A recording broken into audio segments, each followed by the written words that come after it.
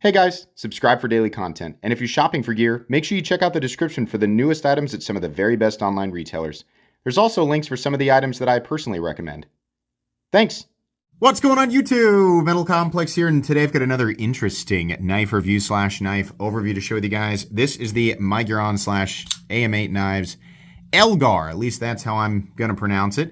Thanks so much to Miguron / AMEIGHT for providing this sample for review. This knife is absolutely available right now, and I will link it right down in the description so you can check it out. It does help my channel when you use those links, but that's entirely up to you. Thanks to my patrons for supporting me, and please make sure to follow me on Instagram at metal_complex. This knife is an excellent value, and we're going to go over that. I want to do specs first.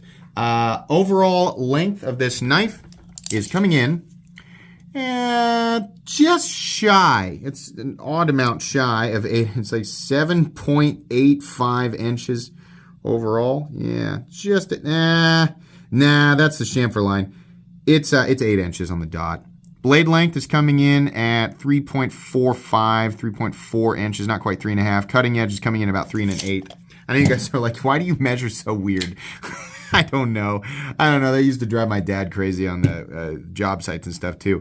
Let's do size comparisons up against the Ontario Rat Model 1 and the Ontario Rat Model 2. As you can see here, it's absolutely a full-size knife. Just a little bit shorter than the Rat 1. Definitely bigger than the Rat 2.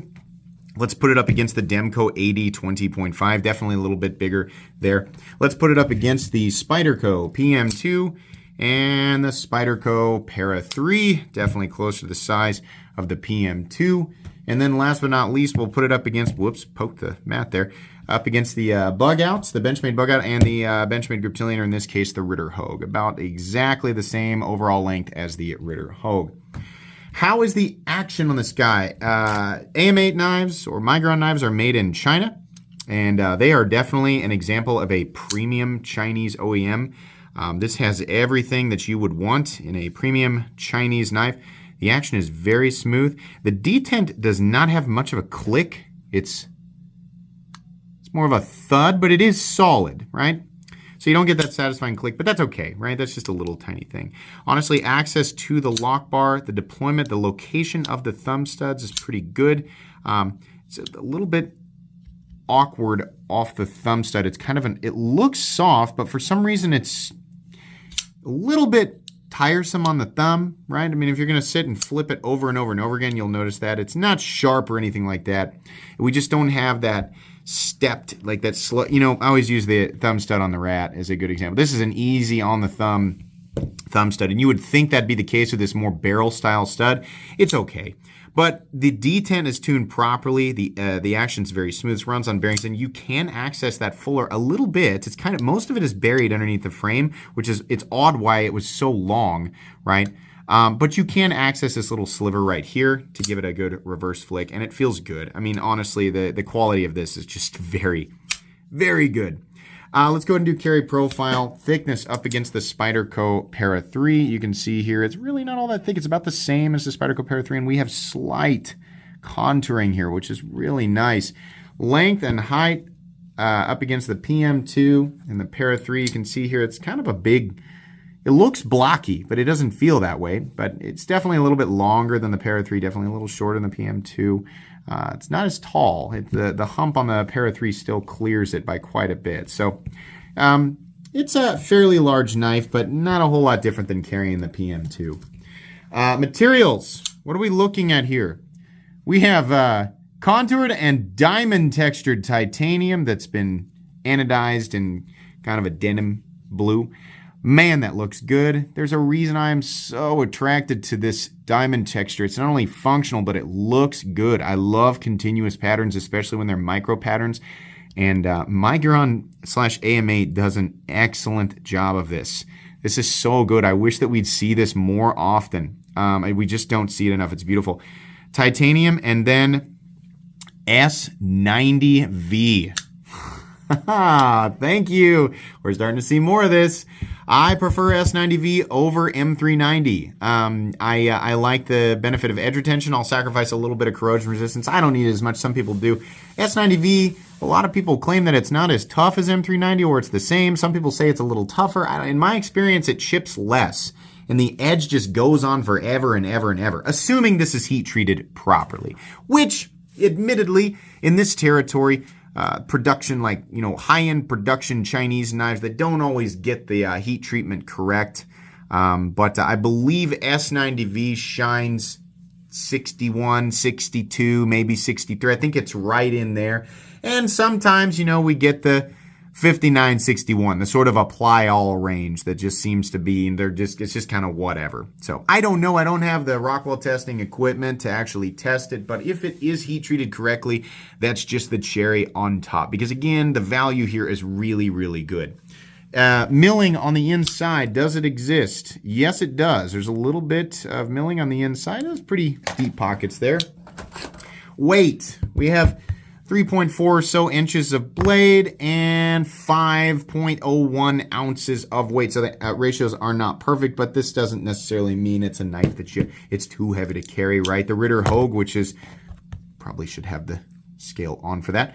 The Ritter Hogue, which is one of my favorite knives of all time, comes in a half an ounce lighter, and it's G10 in steel, right? So not bad for a full titanium knife. It's not, off course for what we normally see in that weight department. Let's go ahead and measure blade stock thickness. We'll just get that part out of the way since my calipers are right here handy and I haven't lost them yet for the video. Blade stock thickness is coming in at 140. It says 146 thousandths, so little, not super thick, but on the thicker side versus every other knife I've ever reviewed. Let's go ahead and get my tools out for a hardware check. My tools are very inexpensive and very recommendable. You can find them right down in the section of my description that talks about the tools I use on this channel. The pivot is a T8, and the lock bar insert screw is a T6. These are all T6. It would have been really nice to see T8 everywhere, but you know what? It's just 2 screws on each side holding in the back spacer, some pocket clip screws. Not much to complain about there. Minimal hardware. As long as you have good tools and a place to put your hardware, you should be good to go. Let's go ahead and move into the meat and potatoes here. It's a good looking knife. I mean, it's a little bit, it's kind of, there's some weird areas, right?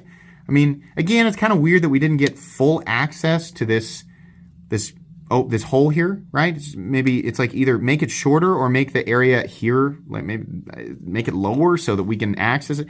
You can still access it though. It's just an interesting choice. It's almost like like the blade was designed and then another team designed the handle and they're like, it kind of goes together, okay, but it's all right.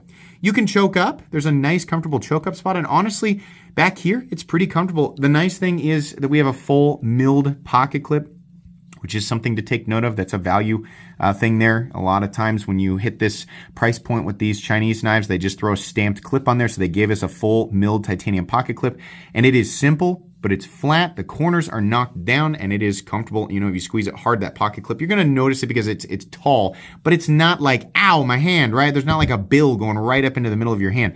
So that's pretty good. I do like the fact that it's contoured. It fills out the hand. It feels solid, but I just love this texture pattern. It's just enough to provide meaningful grip, but not so much that it's, gonna tear up your fingers.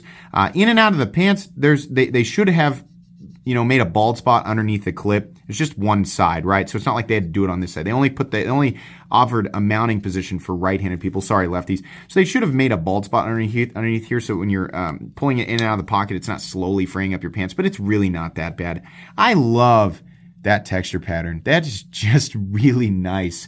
And a lot of their stuff, I mean, if you're looking at this and you're like, yeah, cool, I mean, good materials for the money, right? But it's just not my style. They do this with a lot of different designs. They have good milling patterns. Sometimes they do horizontal lines. Sometimes they do diagonal lines. A couple of them they've done diagonal lines, and then within those lines, they've done a different, like in between the lines, they did a different pattern, which was really cool. So I like that. And I like that it stops at the right where they chamfer it. It just looks good. This is precision machining, and I really like it. These in here, I guess, are just like suggestion lines on where to put your fingers. They don't line up perfectly, but they're there and they break up the handle. I honestly would have just preferred the continuous pattern. I don't know that those needed to be there, but they're not hurting anything, and that's really just a preference, right? The thumb studs have that sort of shiny blue finish on them, which is nice. It's a nice touch. They could have been black too. Wouldn't really matter. We have a nice, smooth, and almost like a polished PVD coating. That's what they're listing it as. On the listing there as a PVD coating, so that's nice. I think I would have preferred that they offered some additional color choices. I haven't seen different colors. I mean, if they already have them, then I'm just wrong and I'm just dumb. But all I can find is just the blue and the black one. It would have been cool to have like a bronze one or like an all stone washed one, but this is nice. The way that it is nice. The blade is done well. You can see the AMEIGHT logo. On the other side, it just says S90V, which is fine. There's a flat that carries out. There's quite a bit of thickness maintained out, about 85%, 80% the length of the blade, right?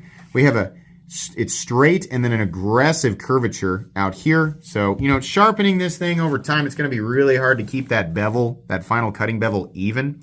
But man, they did a great job from the factory. Very even cutting bevel. Looks great on both sides. Comes down to, it's a little, it's thicker than, a lot of the evergreen knives that we've come to know and love. But the factory edge will still allow this knife to easily slice, no problem. Just minimal lifting off the edges of the paper. Obviously, your mileage is going to vary depending on what you're cutting, but it's not a super thick blade. If you're cutting dense, ultra dense materials, it might get hung up a little bit more, but it's fine. And, S90V, again, that's great. And I think it's decently well accentuated. The S90V steel is decently well accentuated by the geometry of this blade. But yeah, it's going to do what you need it to do, generally speaking. It's not going to get hung up too much. Thumb stud is maybe just a hair in the cutting path. Not really that big of a deal. All in all, I think the blade's fine, right? It's a little bit different than what we normally see. It's got a little bit more character, but still fairly simple. Access to the lock bar is great. Nice big wide area, big open area there, and it is cut. The show side scale is cut a little bit lower than the frame locks. You can get in there from the side. It's a little bit sharp right here. They have knocked it down, but that top line is still a little bit sharp, and there's a decent amount of tension on that lock bar, so again, it's really only if you're disengaging the thing over and over and over again, you're going to notice off the thumb stud and off the lock bar, your thumb's going to start to get irritated, right?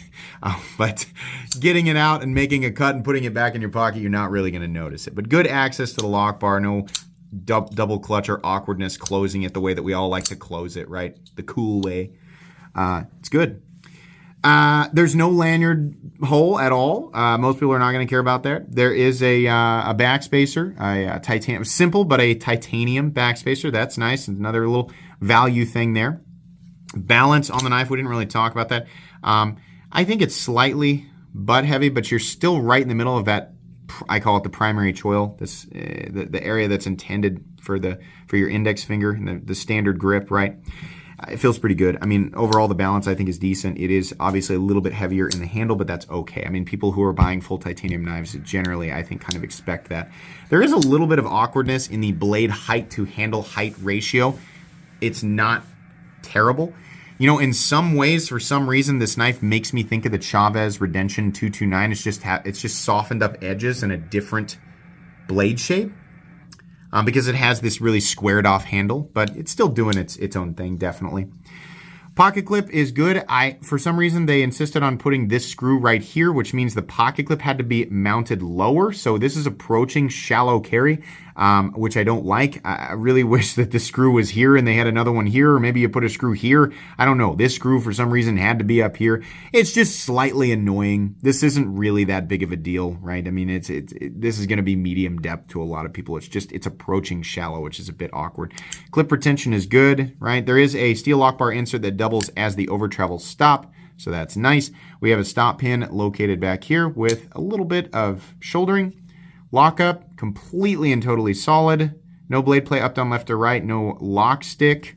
No pivot lash at all. Very consistent in here. This will likely end up getting closer to drop shut over time. And then your detent, like I said, is more of a thud than a click, but it's okay. And the centering is perfect with no detent lash. Aesthetically, this is going to appeal to some people and not to others. There are parts of this knife that look a little bit awkward. The design doesn't perfectly flow together. That's real nitpicky, though. This comes down to, this is a very good representation of Miguron / AMEIGHT's manufacturing quality. machining quality is just really, really good. This is excellent. It's simple, but it's good. Their ability to do a continuous pattern and do it, big or small or whatever, it's just really good. They can do this type of intricate milling, and I'm sure that they could make it more complicated if they want to. It's a great example of that. The best thing about this knife is it's the materials and the execution of the materials for the price. The design is a little quirky, a little weird, but $189. This is S90V and titanium, and it's not just slapped together, right? This is good. Really good. Assuming the heat treat is reasonable. I don't know. This is it's just a really, really good price. I feel like AMEIGHT and Miguron, I always bring this up, they made the Valona, which to this day is still the most impressive knife, dollar for dollar, I think that I've ever handled. That thing comes in at like $48, or maybe it's a little more now. Maybe it's like 51, 52. But my God, it's such an incredible knife. I mean, the overall quality of that thing and the materials they use, it's insane. It's $20 to $30 less than what many other companies are charging. This knife right here, if it was made by We Knives, it would have a $275 price tag on it. Easy. $190 for this thing.